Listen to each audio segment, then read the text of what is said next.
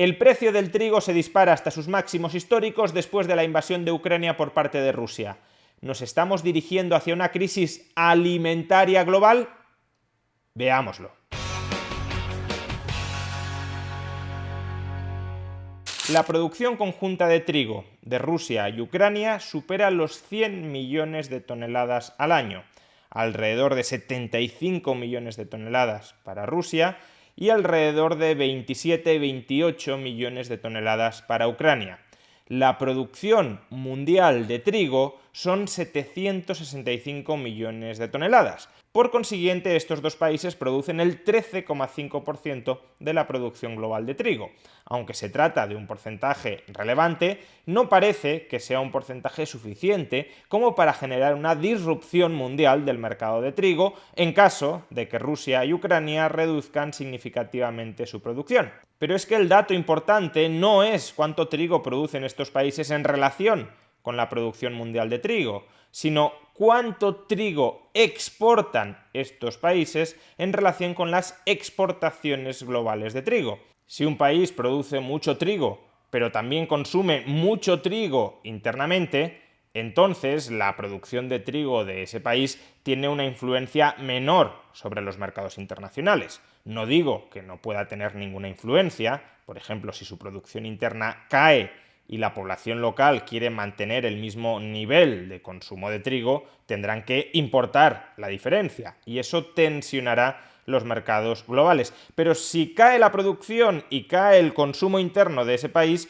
pues entonces efectivamente su influencia sobre los mercados internacionales sería muy escasa o prácticamente nula. Por consiguiente, para medir cuál puede ser el impacto que la disrupción de la producción interna de trigo pueda tener sobre los mercados internacionales, no tenemos que fijarnos en cuánto trigo produce ese país en relación con la producción mundial de trigo. Más bien, en lo que tenemos que fijarnos es en cuánto trigo exporta ese país en relación con las exportaciones globales de trigo. Si prácticamente toda la producción de trigo de un país se dedica a la exportación, entonces es obvio que si su producción interna cae, también caerán las exportaciones y entonces los mercados internacionales de trigo se verán muy tensionados. Pues bien, ¿cuál es el porcentaje de las exportaciones globales de trigo que está siendo abastecido por importaciones rusas y ucranianas? El 33%. Es decir, un tercio de todas las exportaciones globales de trigo proceden de Rusia y de Ucrania. Por consiguiente, si hay una disrupción interna muy fuerte en la producción de trigo en cualquiera de estos dos países, evidentemente eso sí va a tener una repercusión seria sobre los mercados internacionales y por tanto sobre el precio global del trigo. En consecuencia, lo que suceda en la producción de trigo de Ucrania y de Rusia sí afecta y mucho a los precios globales del trigo. Hay motivos para pensar que la invasión de Ucrania por parte de Rusia y las sanciones económicas subsiguientes por parte de Occidente contra Rusia pueden afectar gravemente a la producción de trigo en ambos países? Pues sí, hay razones para pensarlo, esencialmente por 4 motivos. Primer motivo, dificultad de los agricultores rusos y ucranianos para acceder a fertilizantes y a pesticidas. Sin fertilizantes y pesticidas no pueden cultivar el trigo y ahora mismo es muy complicado que puedan adquirirlos. En Ucrania, porque transportarlos hasta este país implica pasar por una zona de guerra, y a Rusia, porque las sanciones globales dificultan mucho que los agricultores puedan pagar esos fertilizantes y esos pesticidas que importaban desde el exterior. Por consiguiente, aquí tenemos un primer cuello de botella que estrangula la producción de trigo en ambos países. Segundo motivo, escasez de mano de obra en el campo. Este es un problema que afecta sobre todo a Ucrania, dado que la mayor parte de la población adulta está siendo movilizada para combatir en el frente militar. Hay muchas plantaciones que se han quedado sin trabajadores con los que poder cultivar y cosechar el trigo. Por consiguiente, aquí tenemos otro segundo cuello de botella que estrangula la producción de trigo, en este caso en Ucrania. Tercer motivo, dificultades logísticas. Gran parte del trigo de Ucrania y de Rusia se vende y se transporta a través del Mar Negro. Y el Mar Negro ahora mismo es el epicentro marítimo de la guerra. Por tanto, se vuelve más arriesgado meterse en el Mar Negro tanto para transportar mercancías desde el resto del mundo a Ucrania y a Rusia, cuanto para transportar mercancías, trigo, desde Rusia y Ucrania hacia el resto del mundo. Y cuarto motivo, una enorme incertidumbre económica y política que puede llevar a muchos agricultores rusos y ucranianos a no sembrar trigo, al menos de momento. Si estamos diciendo que esos agricultores no tienen garantizado el suministro de fertilizantes y pesticidas, no saben si van a poder encontrar trabajadores con los que trabajar el campo, no saben si, aun cuando todo salga bien y consigan cultivar y cosechar el trigo, si van a poder venderlo y transportarlo a los mercados internacionales. Y si además todo esto lo incluimos en un contexto de guerra y de sanciones económicas fortísimas contra Rusia, pues muchos agricultores pueden decidir que de momento, y hasta que se tranquilicen las aguas y hasta que se normalicen los mercados, no van a volver a sembrar trigo. Todos estos verosímiles y probables problemas de suministro en la oferta futura de trigo ya se están dejando sentir en los mercados financieros. No en vano, el precio del trigo ha alcanzado durante estos días su máximo histórico en términos nominales. Nunca antes el trigo había sido tan caro como en la actualidad. Estamos hablando de niveles de precios que duplican los del año 2021 o que triplican los niveles de precios previos a la pandemia. Por tanto, si la guerra perdura, si los riesgos que mencionábamos antes en la disrupción de la cadena de valor se materializan, si por tanto la subida del precio del trigo se consolida e incluso se incrementa, a lo que asistiremos es a un encarecimiento muy importante de aquellos productos que sean derivados del trigo, como por ejemplo el pan y la pasta. Por supuesto, este podrá parecer un problema relativamente menor en sociedades ricas como las occidentales. Incluso aunque se duplicara o triplicara el precio del pan, la inmensa mayoría de españoles, con sacrificios, eso sí, pero la inmensa mayoría de españoles podrían seguir pagándolo.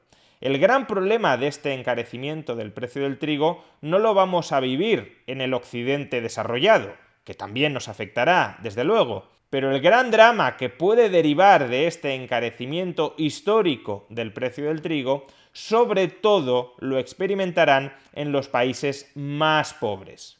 En esos países el problema no solo es que tengan ingresos mucho más bajos que en España y por tanto no puedan permitirse pagar 2 o 3 veces el precio del trigo previo a la guerra. El problema también es que una de las bases de su alimentación es el trigo. Un alto porcentaje de todas las calorías que consumen diariamente procede de productos derivados del trigo.